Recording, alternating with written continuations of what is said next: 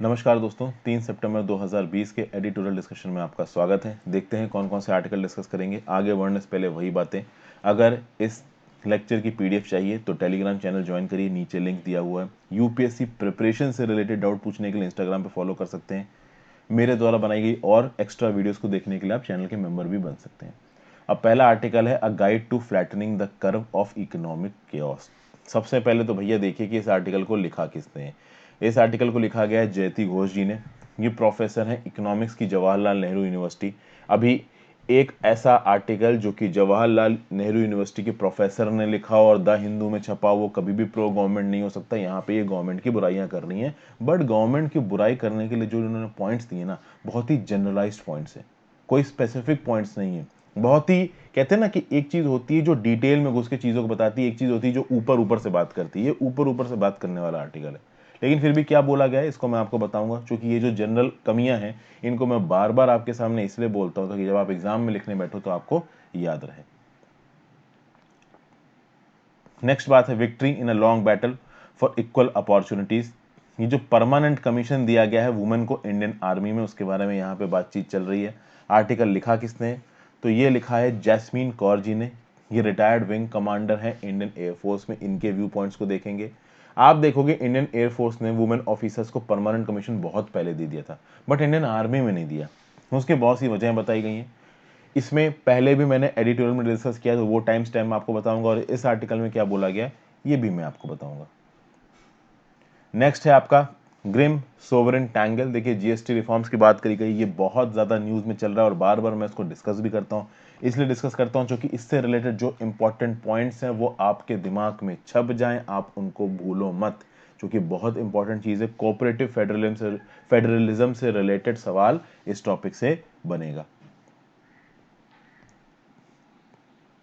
Next article dissent and detention. Actually doctor Kafeel Khan का issue है, ये गोरखपुर के डॉक्टर नहीं है। अभी इनके इशू को अब तक मैंने अपने एडिटोरियल्स में डिस्कस नहीं किया, तो यहाँ पे इनके इशू को मैं डिटेल में डिस्कस करूंगा क्या हुआ इनके साथ। और एंड में Delhi high court, sorry Allahabad high court ने बोला कि जो कुछ भी कफील खान जी के साथ हुआ है वो सही नहीं हुआ है। इतने समय ये जेल में बंद रहे जबकि इनकी कोई गलती नहीं थी। अभी क्या हुआ कफील खान जी के साथ 2017 में क्या हुआ, जनवरी 29 2020 को क्या हुआ, फरवरी में क्या हुआ और अभी क्या हुआ, ये सारी बातें मैं आपको बताऊंगा। फिर एक आर्टिकल निकल के आता है रिप्ले ऑफ शंघाई इन हांगकांग। देखिए शंघाई में जो प्रोटेस्ट हुए थे, शंघाई नाम का जो शहर है चाइना का 1940s में, और अभी के लिए जो हांगकांग में प्रोटेस्ट हो रहे हैं उनमें क्या सिमिलरिटी है वो इस आर्टिकल में बताया गया। और बीच में बहुत से एग्जाम्पल्स लिए गए, चाइनीज लीडर्स के एग्जाम्पल्स लिए गए, हांगकांग के लीडर्स के एग्जाम्पल लिए गए, इंटरनेशनल रेफरेंसेस को लिया गया है। तो अभी देखिए इस आर्टिकल को डिस्कस करने के लिए मुझे कम से कम पूरी चीजें समझाने के लिए 20 से 25 मिनट चाहिए। तो यहाँ पे मैं आपको उल्टी सीधी छोटी मोटी बातें बता के इस आर्टिकल को खत्म कर दूं, उसका मतलब है नहीं।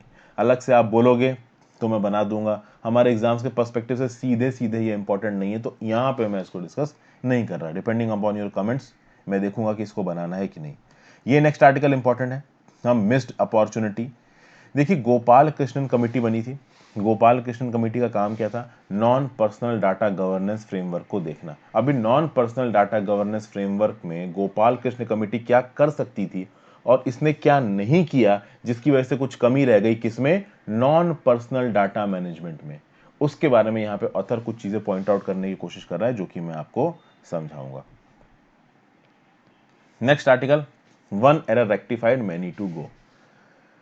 देखिए Hindu daughters, Hindu succession act 1956, उसके बाद 2005 का अमेंडमेंट एक्ट, उसके बाद आपका Prakash versus Phoolwati case in supreme court, और finally Vineeta Sharma case in supreme court. इन सारे केसेस से रिलेटेड जो भी आपका जो हिंदू सक्सेशन एक्ट में जो डॉटर्स के पास नियम कानून है प्रॉपर्टी को लेने के, उनके बारे में बात की गई। अभी लेटेस्ट विनीता शर्मा वर्सेस राकेश शर्मा 2020 का जो सुप्रीम कोर्ट जजमेंट आया ना, उसने पूरी चीज को बराबर कर दिया है। अभी इस इशू को मैं ऑलरेडी अपनी एक वीडियो में डिस्कस कर चुका हूं, ये आपको सामने नजर आ रही है, Hindu succession act decoded and major victory for women empowerment in India. मैं इस वीडियो को बना चुका हूं दोस्तों। इस वीडियो को देखिए जाके, आपको हिंदू सक्सेशन एक्ट से रिलेटेड जो कुछ भी पहले हुआ है, जितने भी इंपॉर्टेंट कोर्ट केसेस थे, अभी रिसेंटली सुप्रीम कोर्ट ने क्या कहा है, सब कुछ मैंने बता दिया है। आप वहां से नोट्स बनाइए, एग्जाम के लिए इनफ है, कुछ भी और पढ़ने की जरूरत नहीं है। ये जो आर्टिकल दे रखा है ना यहाँ पे, इस आर्टिकल में एक स्पेसिफिक सेक्शन के बारे में बात की गई है, और ये स्पेसिफिक सेक्शन कौन सा है?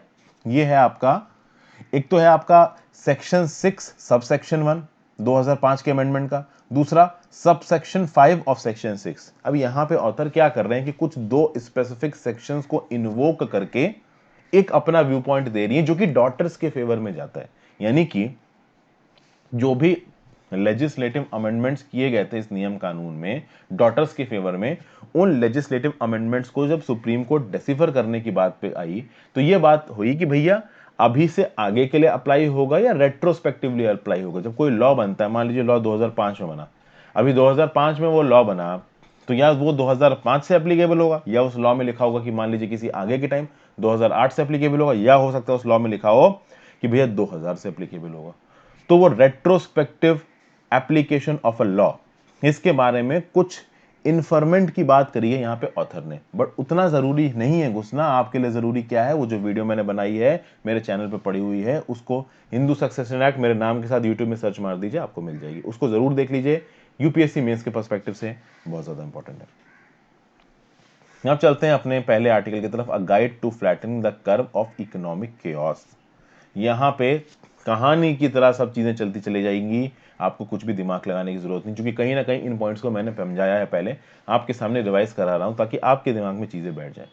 Well thought out policies can reverse the result of incompetence, the onus is on the centre to spend now.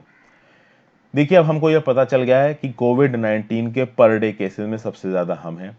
जितनी भी बड़ी बड़ी मेजर इकोनॉमीज हैं दुनिया भर की, उसमें सबसे ज्यादा गंदा परफॉर्म हम कर रहे हैं, और इसके लिए सीधे सीधे इस आर्टिकल के ऑथर ने गलती किसकी ठहराई है? हमारी करंट लीडरशिप की। बिल्कुल ही एंटी गवर्नमेंट ये बात कर रही है, उसको आप निकाल दीजिएगा अपनी प्रिपरेशन से। एक इंपॉर्टेंट स्टैटिस्टिक्स, अप्रैल से जून 2020 के क्वार्टर में जो जीडीपी है 23.9% घटी है। ये एक इंपॉर्टेंट फैक्टर है जिसको आप आंसर्स में कोट कर सकते हो। सबसे वर्स्ट परफॉर्मेंस है ये G20 की, सबसे वर्स्ट परफॉर्मेंस है साउथ एशियन कंट्रीज की। और यहाँ पे ऑथर एक व्यू पॉइंट दे रहा है, व्यू पॉइंट ये दे रहा है कि देखिए जो 23.9% का डिक्रीज आया है ना, ये जो डिक्रीज की जो कैलकुलेशन हुई है वो हमने ऑर्गेनाइज सेक्टर में करी है।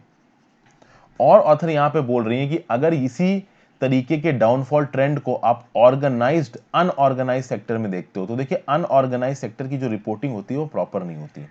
अनऑर्गेनाइज सेक्टर्स में जितनी भी मैन्युफैक्चरिंग है, हर ऑर्गेनाइज सेक्टर में जितनी भी माइक्रो स्मॉल और मीडियम इंटरप्राइजेस की इंडस्ट्रीज हैं सब बंद पड़ी हैं। तो एक्चुअली में ये जो जीडीपी का डाउनफॉल है जो कि यहाँ पे 23.9% दिखाया जा रहा है, ये एक्चुअली में 23.9% से बहुत ज्यादा है, ऐसा बोल रही है यहाँ पे ऑथर, जिसके चलते एम्प्लॉयमेंट भी गिर रहा है और जो लोगों की तनख्वाहें हैं, वेजेस हैं, वो भी गिर रही हैं। फिर भाई और चीजों के बारे में बता रही है, जब भी जीडीपी की बात हो रही है, सब सारे जितने भी सेक्टर्स हैं, मैंने आपको कल भी बताया, तो सब में जीडीपी नीचे का ही है, एक छोड़ दीजिए एग्रीकल्चर को। ओके, अब जितने भी ये सेक्टर्स हैं, चाहे सर्विस सेक्टर ले लीजिए, कंस्ट्रक्शन सेक्टर, मैन्युफैक्चरिंग सेक्टर, ये एम्प्लॉयमेंट इंटेंसिव सेक्टर है। ओके, तो लोगों के हाथ में पैसा कम है, जेब में पैसा कम है। अभी राबी क्रॉप का बम्पर हार्वेस्ट हुआ है, एग्रीकल्चर में ग्रोथ हुई है, क्रॉप प्रोडक्शन में ग्रोथ हुई है, सोइंग भी ज्यादा हुई है पिछले साल से, तो उसकी ग्रोथ भी ज्यादा ही होगी। तो फार्म प्रोड्यूस बढ़ा है, लेकिन लोगों की जेब से पैसा कम हुआ है। अभी लोगों की जेब से पैसा कम हुआ है, तो उनकी जो परचेइंग पावर कैपेसिटी है वो कम हुई है। तो आगे आने वाले समय में ये जो एग्रीकल्चरल क्रॉप्स है ना, इसके दाम बढ़ेंगे, इसके चांसेस बहुत कम है। तो जो भी हमको एग्रीकल्चर में फायदा हुआ है, उसका फायदा कल्टीवेटर्स के पास नहीं पहुंचेगा। और साथ साथ ये बताया जा रहा है कि जो गवर्नमेंट कंजम्पशन एक्सपेंडिचर है, यानी कि अभी ये जो आपसे अप्रैल से लेके जून तक का टाइम है, अगर आप अप्रैल से लेके जून तक 2019 का देखो और अप्रैल से लेके जून तक 2020 का देखो, तो अप्रैल से लेके जून तक 2020 में जो गवर्नमेंट का एक्सपेंडिचर है ना, वो 16% से बढ़ा है। लेकिन बात यह है कि जो ओवरऑल इन्वेस्टमेंट है इकोनॉमी में, जो ओवरऑल कंजम्पशन है इकोनॉमी का, वो इतना ज्यादा घटा है कि इस बढ़ने का कोई फायदा नहीं है। ओके, यहाँ पे जो ऑथर है वो कुछ और चीजें पॉइंट आउट कर रहा है। आप देखिए सेंट्रल गवर्नमेंट के एम्प्लॉयज की तनख्वाह नहीं घटी है। अभी देखिए ये बात पूरी तरीके से सही नहीं है। सेंट्रल गवर्नमेंट को के एम्प्लॉयज को हर साल डीए मिलता है, डियरनेस अलाउंस होता है, वो डियरनेस अलाउंस गवर्नमेंट ने इस बार कैंसिल कर दिया। ओके, तो किसी भी तरीके का डियरनेस अलाउंस इस बार सेंट्रल गवर्नमेंट को मिला नहीं है। हाँ, ये अलग बात है कि सेंट्रल गवर्नमेंट की तनख्वाह नहीं घटी है, वो जो एक एक या दो दो दिन की सैलरी को काट के पीएम केयर्स में डाल दिया, उसके अलावा आप देखो तो सेंट्रल गवर्नमेंट के एम्प्लॉयज की तनख्वाह घटी नहीं है। ये बात तो सही है। यहाँ पे ऑथर ये पॉइंट आउट करने की कोशिश कर रहा है कि जो नुकसान हुआ है ना वो स्टेट गवर्नमेंट को है। स्टेट गवर्नमेंट के पास पैसा नहीं है। स्टेट गवर्नमेंट ने बहुत से गवर्नमेंट्स ने जो अपने एम्प्लॉयज हैं उनकी सैलरीज को डेफर कर दिया है, पोस्टपोन कर दिया है, फ्रीज कर दिया है। तो ज़्यादा नुकसान स्टेट गवर्नमेंट्स को हुआ है। आप देखो पब्लिक एडमिनिस्ट्रेशन में, डिफेंस में, दूसरी सर्विसेज में जो सेंट्रल गवर्नमेंट का ओवरऑल खर्चा बढ़ा है ना, जो ग्रॉस वैल्यू बढ़ी है ना, वो 10% बढ़ी है। तो कुल मिला के यहां पे इकोनॉमी के फील्ड में ऑथर जो बताने की कोशिश कर रही है वो ये है कि जो हम रिकवरी कर रहे हैं वो रिकवरी प्रॉपर तरीके से हो नहीं पाएगी। उसका रीजन एक और बता रही है कि देखिए इकोनॉमी की रिकवरी के लिए जो तरीका, कोरोना वायरस से निपटने के लिए जो तरीका अपनाया सरकार ने, वो गलत था। अभी इकोनॉमी की रिकवरी और कोरोना वायरस से निपटना ये दोनों एक दूसरे के साथ लिंक्ड है। हुआ ये कि लॉकडाउन लगा दिया। सरकार ने सोचा कि इन्फेक्शन को रोकने का तरीका क्या है, लॉकडाउन। जबकि ऑथर ये बोल रही हैं कि आपको टेस्टिंग, ट्रेसिंग, आइसोलेटिंग और ट्रीटमेंट करना चाहिए था। लेकिन टेस्टिंग, ट्रेसिंग, आइसोलेटिंग और ट्रीटमेंट आपने फर्स्ट डे से किया नहीं, जिसके चलते में केसेस बढ़ते चले गए। इसको एक मैसिव स्केल पे करना चाहिए था, बट इसमें पैसा ज्यादा खर्च होता। सरकार को लगा कि हम लॉकडाउन लगा देंगे, सब लोग घर के अंदर चले जाएंगे तो बीमारी कम फैलेगी, बट ऐसा एक्चुअली में हुआ नहीं। बीमारी फैल रही है। एकदम से लॉकडाउन लगा, बहुत सारे लोगों की नौकरियां चली गई, उनके पास किसी भी तरीके की सोशल प्रोटेक्शन नहीं थी। माइग्रेंट वर्कर्स को टेरिबल कंडीशंस में घर वापस जाना पड़ा। ये सब मैंने आपके साथ पहले कवर किया। जो वर्किंग पीपल थे, जो थोड़ा बहुत कमा के डेली बेसिस पे खाना आना खाते थे, उनकी नौकरियां चली गई, तो अब उनको एडिक्वेट न्यूट्रिशन नहीं मिल रहा है, उनके पास खाने के लिए खाना नहीं है, और साथ साथ बीमारी पकड़ने का डर तो लगा ही हुआ है। और अब यहां पे इन चीजों को सॉल्व करना है तो गवर्नमेंट की स्ट्रैटेजी में मेजर चेंज आना चाहिए। और गवर्नमेंट की स्ट्रैटेजी में दो जगहों पे चेंज आना चाहिए। एक तो आना चाहिए हेल्थ के फील्ड में, एक आना चाहिए इकोनॉमी के फील्ड में। लेकिन ऑब्वियस सी बात है, ऑथर ये कह रहे हैं कि ना हेल्थ के फील्ड में और ना ही इकोनॉमी के फील्ड में चीजें अच्छी हो रही हैं। उसके क्या रीजंस दिए हैं ये भी मैं आपको बताता हूं। जो भी यहाँ पे ये क्या नाम से जो सेंट्रल गवर्नमेंट नियम कानून लेके आई है, उससे ज्यादा कुछ ग्राउंड पे होने वाला है नहीं, ऐसा ऑथर कहती है। सरकार आत्मनिर्भर पैकेज लेके आई है, सरकार आरबीआई के थ्रू लिक्विडिटी लेके जा रही है मार्केट में, बट ये लिक्विडिटी लोगों की मदद नहीं कर रही है। इनफैक्ट ये लिक्विडिटी इन्फ्लेशन को बढ़ा रही है, जिससे लोगों के लिए चीजें महंगी हो रही हैं। ये जो एक्सेसिव लिक्विडिटी है ना, ये बड़े बड़े जो बोरोवर्स है ना, टाटा और आपके मुकेश अंबानी का जियो और तीसरा आपका एल&टी, इन जैसी कंपनीज को फेवर कर रही है। गरीब लोगों को, एमएसएमईज को इस लिक्विडिटी की कोई मदद मिल नहीं रही है। दूसरी बात, सेंट्रल गवर्नमेंट ने जो भी नियम कानून चलाए हैं, जो भी पैसा दिया है, उस पैसे से बहुत कम लोगों को मदद मिली है। रियल जो मदद मिल सकती है ना, वो ग्राउंड पे मिल सकती है, वो कर सकते हैं स्टेट्स। लेकिन प्रॉब्लम ये है कि स्टेट्स का यहां पे बहुत डिस्ग्रेसफुल ट्रीटमेंट हुआ। स्टेट्स को पैसा ठीक तरीके से दिया नहीं गया है। नेशनल डिजास्टर मैनेजमेंट एक्ट के अंदर आप देखिए ज्यादातर ताकत सेंट्रल गवर्नमेंट के पास है। पीएम केयर्स फंड से कितना पैसा निकल के कहां गया ये सरकार बता नहीं रही है। स्टेट गवर्नमेंट को हेल्थ क्राइसिस के साथ डील करना है, उसके लिए उनको पैसे चाहिए। अभी 31 मार्च 2020 को जो फिस्कल ईयर खत्म हुआ, उसके जो पैसे थे जीएसटी कंपनसेशन के, वो स्टेट्स को मिले जुलाई में, और आगे आने वाले पैसे को सरकार ने देने से मना कर दिया, ये बोल के कि भैया ये तो एक्ट ऑफ गॉड है, हमारे पास पैसे हैं नहीं। अब ये बहुत गलत है। यहाँ पे ऑथर ये बोल रही है, सरकार, सेंट्रल गवर्नमेंट जो राज्य की सरकारों को कह रही है कि भैया ये देखिए एक्ट ऑफ गॉड है, जो पैसा हमको आपको देना है वो आप लोन पे ले लो, ये बिल्कुल गलत है। ठीक है ना। ऑलरेडी इस समय पे स्टेट गवर्नमेंट्स को पैसे की जरूरत है, चूंकि पैंडेमिक फैला हुआ है, और इस समय पे सरकार को, सेंट्रल गवर्नमेंट को पैसा देना चाहिए। फिर यहाँ पे ऑथर कुछ ऐसे और आइडियाज बता रही हैं जो कि मुझे प्रैक्टिकली फीजिबल लग नहीं रहे, या फिर ये कहना चाहिए कि प्रैक्टिकल फीजिबल हो या ना हो, सेंट्रल गवर्नमेंट ये करने वाली नहीं है। ये क्या बोल रही है, central government must immediately provide a large physical package. Okay, मतलब आप एक बड़ा फिजिकल पैकेजेस दीजिए, इसमें कोई एम्प्टी प्रॉमिस मत दीजिए, सच में पैसा आप प्रोवाइड कराइए, जिसमें आप स्टेट गवर्नमेंट को उनका पेंडिंग जीएसटी कंपनसेशन का ड्यू दीजिए, उसके साथ साथ उनको और रिसोर्सेज दीजिए ताकि वो पैंडेमिक और उसके इफेक्ट से लड़ सकें। आप पब्लिक डिस्ट्रीब्यूशन सिस्टम को यूनिवर्सलाइज करिए। अभी के लिए आपने 80% ऑफ द देश की जनता को इस पब्लिक डिस्ट्रीब्यूशन सिस्टम के अंदर कवर कर रखा है, लेकिन जिसको भी जरूरत है आप सबको दीजिए। यानी अगले 6 महीनों में, कम से कम अगले 6 महीनों में फ्री फूड गेम्स प्रोवाइड करिए, 10 केजी पर हाउस होल्ड पर मंथ, जिसको भी चाहिए हो, चाहे मतलब 100% ऑफ द देश की जनता। फिर ये बोल रही हैं आप 7,000 रुपए पर फैमिली फॉर 3 मंथ्स दीजिए as compensation for the incomes loss during draconian lockdown. अभी 7,000 रुपए प्रति फैमिली पर मतलब 3 महीने के लिए। अभी ये तो देखिए मुझे लगता नहीं कि सेंट्रल गवर्नमेंट कभी भी देने वाली। यहाँ पे एक तरीके से ये जो ऑथर है वो यूनिवर्सल बेसिक इनकम की बात कर रही है, और यूनिवर्सल बेसिक इनकम सरकार नहीं देने वाली है। अभी के लिए सरकार के पास पैसा भी नहीं है और फाइनेंशियल प्रूडेंटनेस के हिसाब से सही भी नहीं है। फिर यहाँ पे बोल रही है double the number of days of rural employment per household under the मनरेगा। मतलब कि मनरेगा एक्ट के अंदर जो 100 दिन पर साल का एम्प्लॉयमेंट मिलता है उसको बढ़ा के आप 200 साल करिए, और फिर एक अर्बन एम्प्लॉयमेंट गारंटी प्रोग्राम शुरू करिए। अभी अर्बन एम्प्लॉयमेंट गारंटी प्रोग्राम के बारे में बहुत क्वार्टर से ऑलरेडी आवाज उठ चुकी हो, मैंने पहले इसको आपको बताया भी है। ये जो डेप्ट मोरेटोरियम है इसको आप एक्सटेंड करिए and convert it to a standstill without requiring interest payments for that period. मतलब कि इस समय पे क्या कह रही है कि जैसे कि मान लीजिए 6 महीने तक आपने इंटरेस्ट नहीं भरा, 6 महीने तक आपने ईएमआई नहीं दी। अभी इस 6 महीने तक की ईएमआई में जितना भी पैसा होता है वो चलो आप बाद में ले लो, लेकिन इस पैसे के ऊपर इस पीरियड के लिए इंटरेस्ट रेट चार्ज मत करो। अभी सेंट्रल गवर्नमेंट ने बोला है कि ये तो हमने शेड्यूल्ड कॉमर्शियल बैंक पे छोड़ दिया है, लेकिन यहाँ पे ऑथर ये बोल रही है कि सेंट्रल गवर्नमेंट को सीधे सीधे ये डायरेक्शन देना चाहिए शेड्यूल्ड कॉमर्शियल बैंक को, ना कि शेड्यूल्ड कॉमर्शियल बैंक को तुम ये बोल दो कि हाँ आप अपने हिसाब से करो, क्योंकि अपने हिसाब से एक प्रॉफिट मोटिव पे काम करने वाला शेड्यूल्ड कॉमर्शियल बैंक ऐसा नहीं करेगा। ओके, फिर ऑथर ये कह रही है कि आप इंश्योर करिए कि फ्रेश क्रेडिट एमएसएमईज के पास ही पहुंचे, ना कि बड़े कॉर्पोरेट्स के साथ, फार्मर्स के पास पहुंचे। आप ज्यादा डेडिकेटेड रिसोर्सेज दीजिए हेल्थ के लिए, पैंडेमिक रिक्वायर्ड स्पेंडिंग करिए। कुल मिला के बातें ये करी गई हैं कि आप वो सब कुछ करिए जो कि पैसे से हो सकता है। प्रॉब्लम तो बस यही है ना कि पैसा नहीं है सरकार के पास। तो ये सब ऑथर ने बोला है, अभी होने वाला तो लग नहीं रहा मेरे को ये, बट ठीक है बोला है तो बोला। आगे चलते हैं।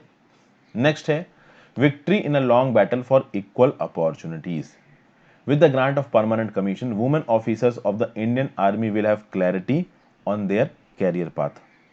अभी यहां पे क्या बोला जा रहा है, यहां पे देखिए सबसे पहले तो दोस्तों अगर इस चीज को आपको समझना है तो मैंने पहले इस चीज पे वीडियो बना रखी है।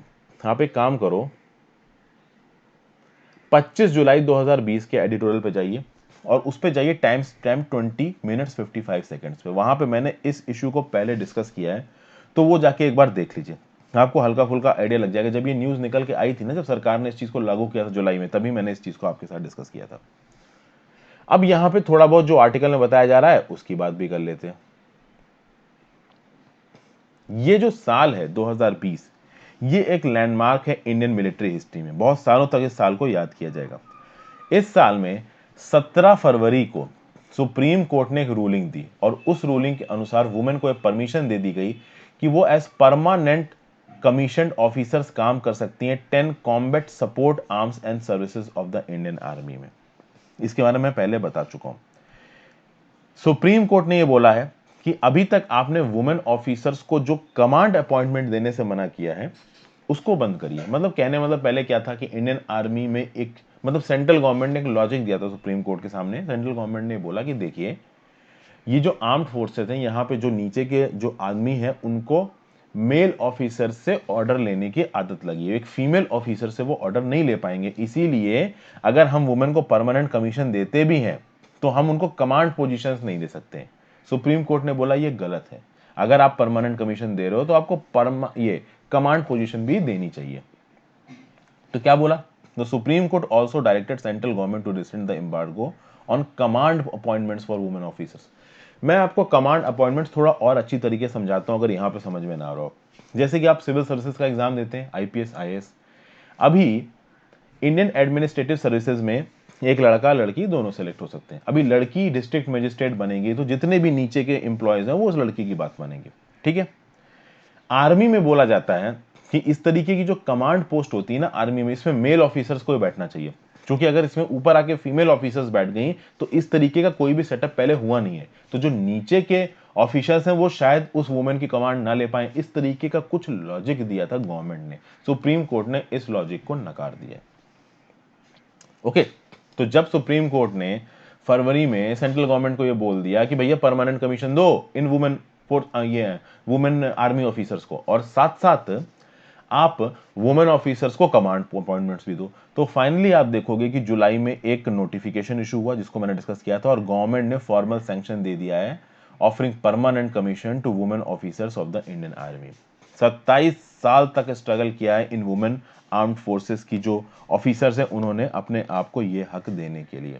ये हक एयरफोर्स की ऑफिसर्स को पहले मिल गया था, इंडियन आर्मी के ऑफिसर्स को नहीं मिला, उसमें समय मिला, वो भी मैं बताता हूं क्यों।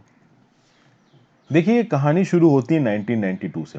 1992 में वुमेन को नॉन मेडिकल ब्रांचेस में इंडक्ट किया जाने लगा as short service commission officers. अभी शुरुआत में जब वुमेन को इंडक्ट किया गया as short service commission officers 1992 तो 5 साल की। अच्छा यहां पे देखिए दोस्तों, मैं आपको एक चीज और बता दूं, जो एनडीए और सीडीएस के थ्रू जो लोग सेलेक्ट होके जाते हैं ना आपका आर्मी, वो सीधे सीधे परमानेंट कमीशन में जाते हैं। लेकिन हर कोई एनडीए और सीडीएस के थ्रू नहीं जाता है आर्मी में, उसके लिए कुछ और तरीके भी होते हैं आर्मी में जाने के, जिसको बोला था शॉर्ट सर्विस कमीशन। अभी शॉर्ट सर्विस कमीशन में मेल ऑफिसर्स जाते थे पहले, फीमेल ऑफिसर्स जाने लगी 1992 में। शुरुआत में इन फीमेल ऑफिसर्स को बोला गया कि आप 5 साल तक आर्मी में काम करती हैं, बाद में इस लिमिट को बढ़ा के 14 साल कर दिया गया कि अब आप 14 साल तक आर्मी में काम कर सकती हैं। लेकिन 14 साल खत्म होने के बाद जो मेल एसएससी ऑफिसर्स थे उनको बोला जाता था कि आपके पास एक ऑप्शन है कि आप आर्मी में कंटिन्यू कर सकते हैं, और जो फीमेल एसएससी ऑफिसर्स उनको टाटा बाय बाय कह दिया जाता था कि आप जाइए, आपका काम हो गया।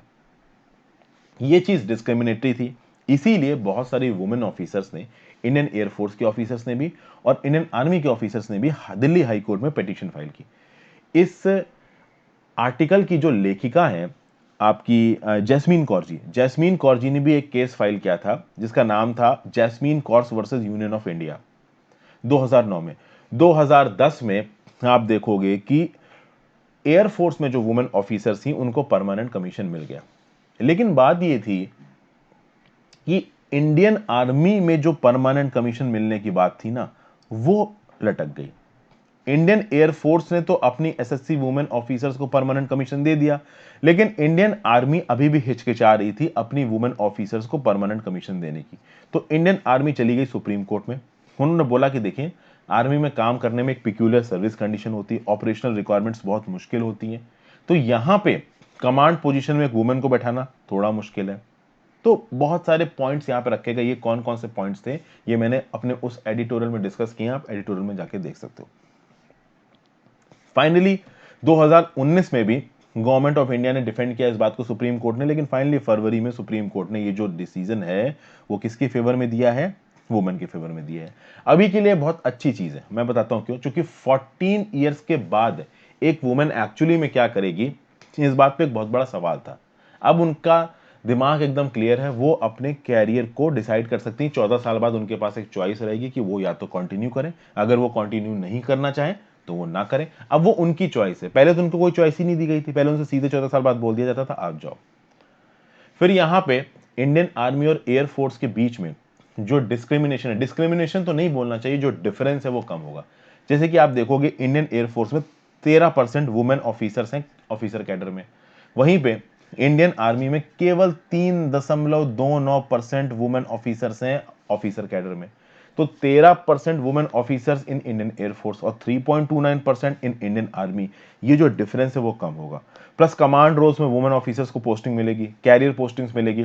तो फर्स्ट ऑफ ऑल वुमेन की डिग्निटी के लिए, वुमेन एम्पावरमेंट के लिए एक अच्छा स्टेप है। प्लस एक मेल बटालियन को अगर एक वुमेन ऑफिसर लीड करेगी तो कहीं ना कहीं जो हमारा सोसाइटल माइंडसेट है इन वुमेन के अगेंस्ट में वो बदलेगा, एक अच्छी बात है। और एट द सेम टाइम एक वुमेन ऑफिसर के साथ ये एक्सपेक्ट किया जाएगा कि वो जो उनके सबऑर्डिनेट्स हैं उनको प्रॉपर तरीके से इज्जत से ट्रीटमेंट दे, ताकि वो भी उसकी इज्जत करें। तो ये सारी चीजें यहां पे बताई गई हैं।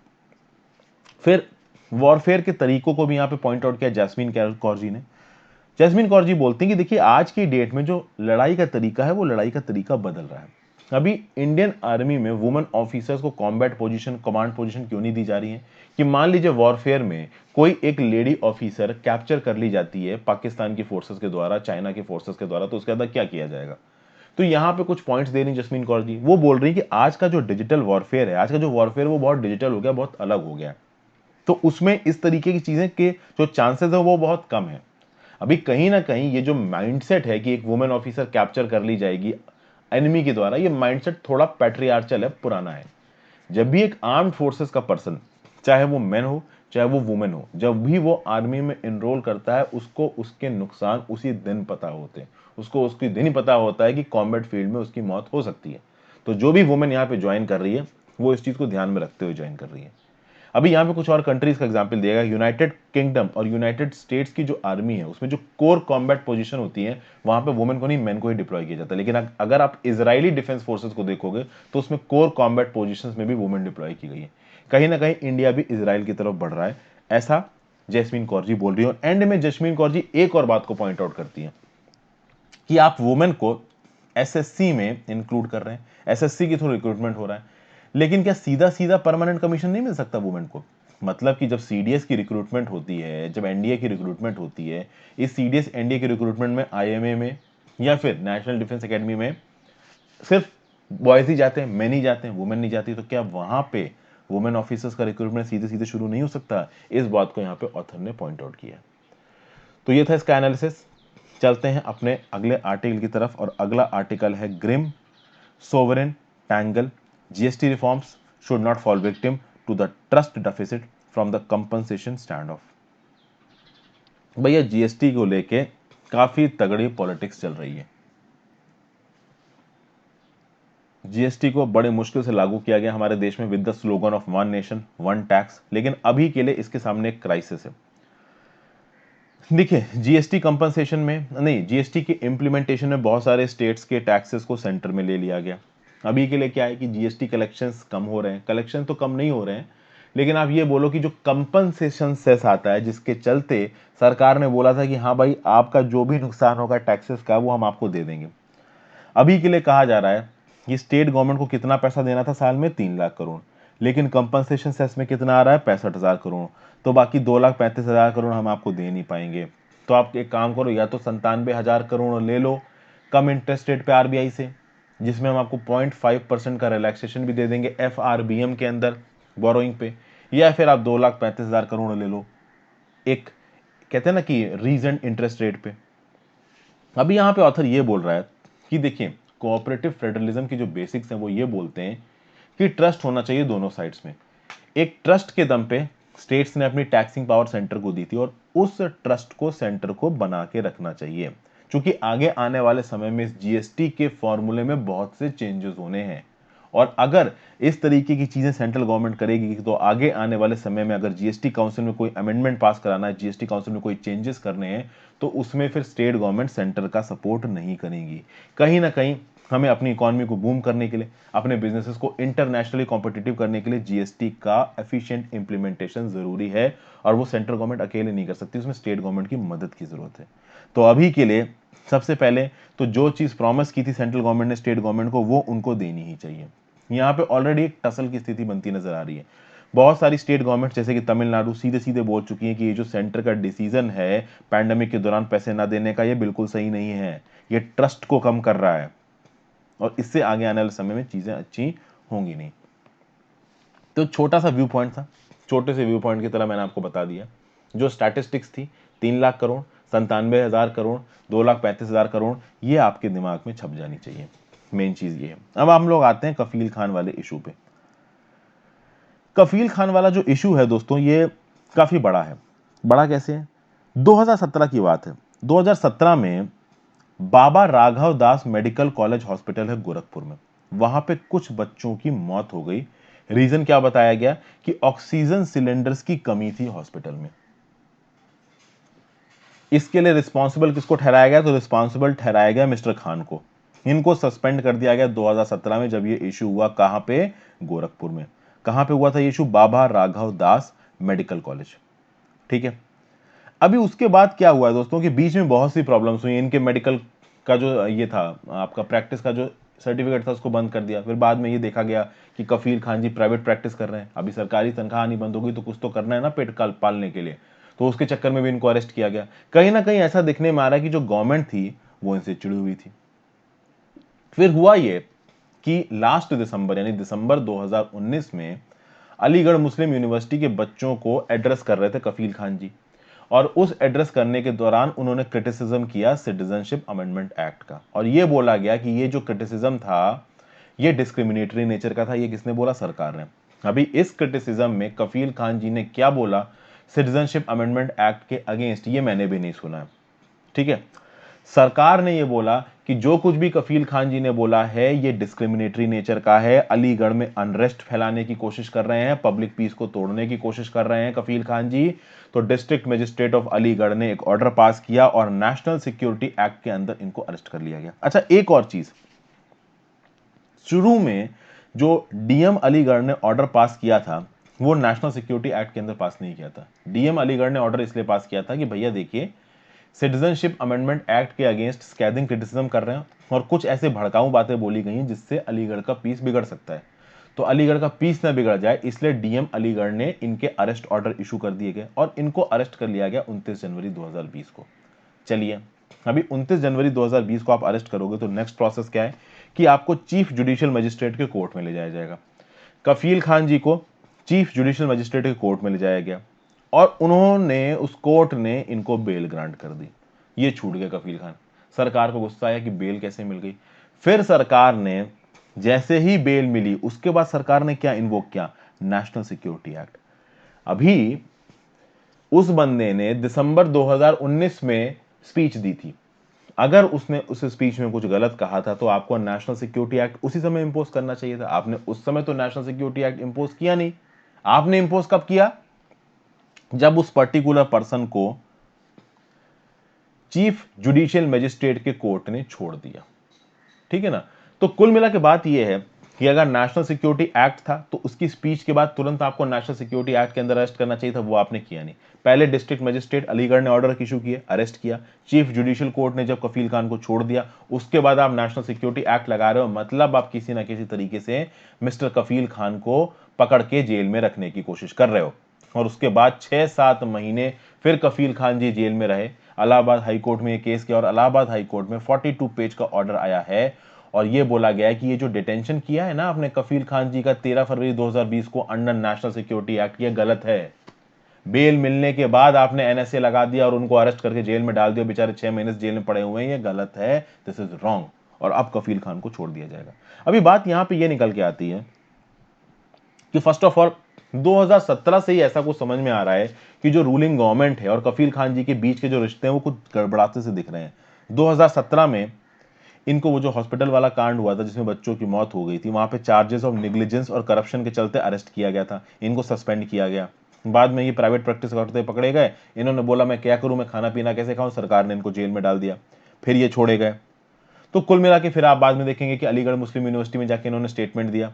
हालांकि हाईकोर्ट ने यह भी बोला है कि अलीगढ़ मुस्लिम यूनिवर्सिटी में जो सिटीजनशिप अमेंडमेंट एक्ट का आप कह सकते हो क्रिटिसिज्म किया है इन्होंने, उस क्रिटिसिज्म में कहीं भी यह नहीं दिख रहा है कि पीस को तोड़ा जा रहा है। देखिए, ये डेमोक्रेसी है, यहां क्रिटिसिज्म हो सकता है।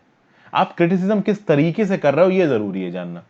तो अगर आपका तरीका, जैसे मान लीजिए सिटीजनशिप अमेंडमेंट एक्ट के ऊपर कोई क्रिटिसिज्म कर रहा है, तो एक इन्फॉर्म्ड पढ़ा लिखा पर्सन क्या करेगा? उसके प्रोविजंस को देखेगा, उसके प्रोविजंस पे अपनी राय देगा।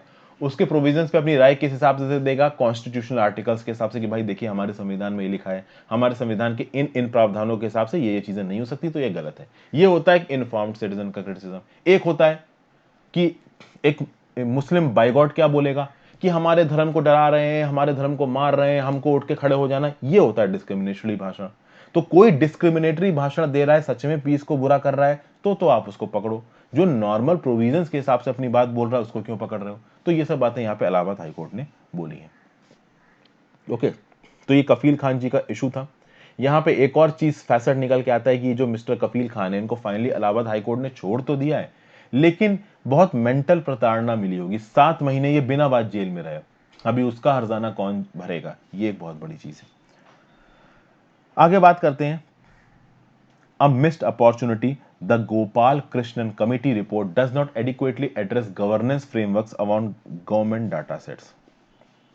यहां पे बात कही जा रही है गवर्नमेंट डाटा सेट्स की। अभी कौन से गवर्नमेंट डाटा सेट्स की बात की जा रही है? तो ये बात की जा रही है non personal data governance framework. एक कमेटी ऑफ एक्सपर्ट्स बनाई गई जिसको गोपाल कृष्ण कमेटी बोला गया, और इसी कमेटी ऑफ एक्सपर्ट्स ने ये बोला है अपनी इस रिपोर्ट में, non personal data governance framework की रिपोर्ट में, कि देखिए ये एक्चुअली ये कमिटी बनाई किस लिए गई थी? जो privately held non personal data है इसको आप ओपन करिए। अब सबसे पहली बात तो दोस्तों यहां पे होती है कि ये नॉन पर्सनल डाटा ये होता क्या है, इसको समझना बहुत जरूरी है। नॉन पर्सनल डाटा का मतलब हो गया वो डाटा जो किसी एक इंडिविजुअल से रिलेटेड ना हो, बट एक ग्रुप ऑफ इंडिविजुअल से रिलेटेड हो सकता है। तो मैं एक इंडिविजुअल हूं, मुझे किसी एक पर्टिकुलर तरीके की चीज को खरीदने का बहुत शौक है, जैसे मान लीजिए मुझे आईपैड या फिर आईफोन से रिलेटेड चीजें खरीदने का बहुत शौक है। अब ये मेरा पर्सनल डाटा है, लेकिन एक ट्रेंड, ट्रेंड मतलब कि मान लीजिए इंडिया में 28 साल से लेकर 32 साल की जो एज ग्रुप के जो लोग हैं, जो एटलीस्ट इतना कमाते हैं, उसके बीच में ये स्मार्टफोन या ये आईफोन बहुत फेमस है। तो अगर इनको ये आईफोन बेचा जाए तो हम पैसा कमा सकते हैं। ये होता है नॉन पर्सनल डाटा। मतलब एक इंडिविजुअल के लेवल पे नहीं, एक ग्रुप ऑफ इंडिविजुअल्स, और वो ग्रुप ऑफ इंडिविजुअल्स बड़ा हो सकता है। उस ग्रुप ऑफ इंडिविजुअल्स उस कम्युनिटी के लेवल पे, उस कम्युनिटी के क्या रिक्वायरमेंट्स है, वो कम्युनिटी क्या क्या करती है, उसके क्या क्या शौक हैं, इस तरीके की डाटा को जब आप एग्रीगेट करते हो तो इसको बोला जाता है नॉन पर्सनल डाटा। अभी इस नॉन पर्सनल डाटा का गवर्नेंस फ्रेमवर्क किस तरीके से काम करेगा, इसमें कमिटी ऑफ एक्सपर्ट्स बनाया गया। यह बोला जा रहा था कि भैया देखिए नॉन पर्सनल डाटा है, अभी इस नॉन पर्सनल डाटा को बहुत सी कॉमर्शियल कंपनियां भी इस्तेमाल करती हैं, गवर्नमेंट भी इस्तेमाल करती है। तो जब सब इसको इस्तेमाल कर रहे हैं तो इसको ओपन कर दीजिए ना, इसको लोगों के लिए ओपन कर दीजिए। ठीक है, जनरल यूज के लिए आप इस डाटा को ओपन करिए। लेकिन यहां पे जब ये कमेटी ऑफ एक्सपर्ट्स बनाई गई ना, इस कमेटी ऑफ एक्सपर्ट्स ने कहीं ना कहीं इसको, इस डाटा को पब्लिक डोमेन में लाने से मना सा कर दिया है। इस डाटा को पब्लिक डोमेन में लाने वाली प्रायोरिटीज इस गोपाल कृष्ण कमेटी ने नहीं रखी है। देखिए यहां पे क्या लिखा जा रहा है। We think that the report is a missed opportunity to address the governance frameworks around what are the most important non-personal data sets in the country, those created by government agencies or those resulting for taxpayer money। मतलब government agencies हैं वो non personal data set बनाती हैं, Facebook, Google, इस तरीके की companies non personal data set बनाती हैं। कभी कभी जो गवर्नमेंट होती है वो टैक्स पेयर्स द्वारा दिए गए पैसे को इस्तेमाल करके पूरा एक सर्वे करवा के नॉन पर्सनल डाटा सेट बनवाती है। In non personal data sets को आर्टिफिशियल इंटेलिजेंस के लिए इस्तेमाल किया जा सकता है। तो जब एक नॉन पर्सनल डाटा किसी एक इंडिविजुअल से रिलेटेड नहीं है तो फिर आप इसको पब्लिक कर दो। अभी आप देखो कि नॉन पर्सनल डाटा से हो क्या क्या सकता है, इसके कुछ और एग्जांपल्स दिए हैं। Aggregate data from land registries can tell us about land use pattern, यानी land use registry, land registries जो होती हैं स्टेट्स में जो मेंटेन्ड होती हैं, उसकी एक एग्रीगेट रिपोर्टिंग करिए, कंसोलिडेटेड रिपोर्टिंग करिए, तो आपको पता चल जाएगा कि उस स्टेट में लैंड का प्रयोग किस तरीके से हो रहा है। तो उसको आप एक किसी अच्छी चीज में यूज कर सकते हो। ट्रैफिक किस तरीके से फ्लो करता है, इसके डाटा को देख के आप ट्रैफिक मैनेजमेंट कर सकते हो। तो ओवरऑल नॉन पर्सनल डाटा को आप आर्टिफिशियल इंटेलिजेंस के इकोसिस्टम्स के साथ जोड़ सकते हो। खासकर जो साइंटिस्ट रिसर्च एंड डेवलपमेंट में इन्वॉल्व हैं उनके लिए तो ये डाटा बहुत काम का है। अब देखिए ये जो पर्सनल डाटा सेट्स हैं ये गवर्नमेंट के पास है, बहुत हद तक ये टैक्स पेयर के पैसे से जमा किए गए हैं, और ये प्राइवेट कंपनीज के पास भी है। तो अभी ये जो नॉन पर्सनल डाटा सेट्स हैं इनको आप सामने लेके आइए। इनमें ट्रांसपेरेंसी जरूरी क्यों है? फर्स्ट ऑफ ऑल ट्रांसपेरेंसी की बहुत सी वजह बताई गई है। आरटीआई एक्ट 2005 हमारे देश में क्या करने की कोशिश करता है? ट्रांसपेरेंसी लाने की कोशिश करता है। तो जब यहां पे एक नॉन पर्सनल डाटा सेट की बात कर रही, तो इस नॉन पर्सनल डाटा सेट को अगर आप ओपन में ले आते हो तो चीजें थोड़ी ट्रांसपेरेंट हो जाएंगी। जो लोग हैं उनको इंफॉर्मेशन एक ट्रांसपेरेंट तरीके से मिलेगी, तो अकाउंटेबिलिटी बढ़ेगी गवर्नमेंट की, इसलिए आप इसको ट्रांसपेरेंट करिए। दूसरी बात है, if taxpayer money has funded any of the data sets then it is an obligation of the state to return the fruits that funding of the taxpayer। यानी कि अगर टैक्स पेयर के पैसे से इस डाटा सेट को इकट्ठा किया गया, अब गवर्नमेंट टैक्स पेयर के पैसे से ही चलती है, तो मोस्ट प्रॉब्ली इस डाटा सेट को टैक्स पेयर के पैसे से ही लेके आया गया है। तो अगर टैक्स पेयर के पैसे से लेके आया गया है तो टैक्स पेयर के लिए अवेलेबल होना चाहिए। ओके, फिर third, by permitting the reuse of government data sets we need to avoid for duplication। यहां पे क्या बोलने की कोशिश कर रहे हैं कि जो डेली मर्रा की चीजें जैसे लोकल लेवल पे जो गवर्नमेंट्स हैं, म्युनिसिपैलिटीज हैं, इनफैक्ट जो प्राइवेट कंपनीज हैं, जो local group self help groups काम करते हैं, वो इन्हीं गवर्नमेंट डाटा सेट्स की मदद से इनको इस्तेमाल करके अपने डिसीजंस को ले सकते हैं। ओके, तो वो जो काम कर रहे हैं वो काम जब गवर्नमेंट करेगी उन्हीं डाटा सेट्स को इस्तेमाल करके, तो डुप्लीकेशन होगा, डबल एफर्ट्स होंगे। तो जो बेसिक लेवल पे, ग्राउंड लेवल पे जो एक ऑर्गेनाइजेशन काम कर रहा है, अगर वो सीधे सीधे इन गवर्नमेंट डाटा सेट्स का इस्तेमाल कर रहा है तो आराम से चीजें कर सकता है। अब आप समझिए यहाँ पे जो गवर्नमेंट डाटा सेट्स है ना दोस्तों, अब ये बहुत ही कॉम्प्लेक्स इशू सा हो गया। अब देखिए जो सर प्राइवेट कंपनीज होती हैं जैसे फेसबुक हो गई, गूगल हो गई, ये जो डाटा सेट इकट्ठा करती हैं ये भी एक डाटा सेट है। ऐसा बहुत सा डाटा सेट गवर्नमेंट के पास होता है। गवर्नमेंट के पास आधार इनेबल्ड प्रोफाइल है। गवर्नमेंट ने आपका ये जो कोविड-19 के लिए ऐप निकाली थी, आरोग्य सेतु ऐप, इस आरोग्य सेतु ऐप के पास गवर्नमेंट के पास बहुत सारा पैसा बचा, ये बहुत सारी इंफॉर्मेशन पहुंची है लोगों की। लोगों ने जमीनें कहां कहां पे खरीद रखी, उसके लिए लोग हमेशा टैक्स भरते हैं गवर्नमेंट को, तो इससे गवर्नमेंट के पास बहुत सी इंफॉर्मेशन पहुंचती है। ठीक है, लोग कहां पे ट्रेवल करके गए हैं बाहर देश में, ठीक है, कौन कौन से लोग किस जगह पे, तो उनके पासपोर्ट पे प्रॉपर एंट्री होती है। जब वो एक देश को छोड़ के बाहर निकलते हैं तो वहां पे एंट्री होती है, तो गवर्नमेंट को पता होता है कि भैया देश छोड़ के कौन सा इंसान बाहर गया है, कौन आ रहा है। तो वो एक तरीके का आप कह सकते हो कि नॉन पर्सनल डाटा गवर्नेंस है, अगर एक पूरी कम्युनिटी के पर्सपेक्टिव से देखा जाए तो। ऐसे बहुत बड़े गवर्नमेंट डाटा सेट्स हैं। अब यहां पे आपको फर्क समझ में आ गया होगा गवर्नमेंट डाटा सेट्स में, प्राइवेट डाटा सेट्स में। फेसबुक, गूगल जिस डाटा को कलेक्ट करते हैं कम्युनिटी बेसिस पे, वो प्राइवेट डाटा सेट है, वो गवर्नमेंट के कंट्रोल में नहीं है। हालांकि गवर्नमेंट उसको कंट्रोल करना चाहती है, और जब भी गवर्नमेंट इन प्राइवेट सेक्टर्स को रेगुलेट करने की कोशिश करती है तो प्राइवेट सेक्टर बोल देता है कि हम डाटा जमा ही नहीं करते। लेकिन गवर्नमेंट के पास तो डाटा है ना। अभी गवर्नमेंट के पास अगर ये डाटा है तो गवर्नमेंट ये डाटा दुनिया भर को सीधे सीधे प्रोवाइड करते हैं। ये बात यहां पे बोली जा रही है। ये चौथा पांचवा पॉइंट भी आप पढ़ सकते हैं। अब आगे देखिए कि क्या गवर्नमेंट ने इस डाटा को पहले प्रोवाइड करने की कोशिश की है। क्या कुछ हुआ है? बिल्कुल हुआ है। इंफॉर्मेशन फॉर ऑल, नीचे आपको दिख रहा है। इंफॉर्मेशन फॉर ऑल के चलते क्या हुआ, जो ये national data sharing and accessibility policy है ना, ये NDSAP 2012 यहां पे लिखा हुआ है। इसने साफ साफ बोला है कि नॉन सेंसिटिव इंफॉर्मेशन को जो कि पब्लिक अथॉरिटीज के पास है, इसको आप पब्लिकली एक्सेसिबल करिए मशीन रीडेबल फॉर्मेट्स में। कुल मिला के मतलब ये जो डाटा है, जो नॉन सेंसिटिव है, जो सरकारी एजेंसीज के पास है, इसको आप ऑनलाइन इशू कर दो। भाई ये तो नॉन पर्सनल डाटा है ना, किसी का पर्सनल डाटा तो है नहीं, तो आप इसको ऑनलाइन इशू कर दो। इस डाटा को प्रयोग करके बाकी सब जो कंपनीज हैं, जो छोटे लेवल के ऑर्गेनाइजेशन है, वो अपना काम कर लेंगे एफिशिएंट तरीके से। गवर्नमेंट ने इस डाटा को प्रोवाइड करने के लिए और भी स्टेप्स लिए, जैसे ओपन गवर्नमेंट डाटा प्लेटफॉर्म बनाया गया। तो भैया मिनिस्ट्रीज के पास, एजेंसीज ऑफ द गवर्नमेंट्स के पास जो भी डाटा है वो इस प्लेटफॉर्म पे लोड कर दिया जाएगा। अभी बात यह है कि कुछ ना कुछ ऐसा ट्रेंड देखने को मिल रहा है कि गवर्नमेंट के पास जो लोगों का डाटा है और जो नॉन पर्सनल डाटा है उसको गवर्नमेंट रिलीज नहीं कर रही है।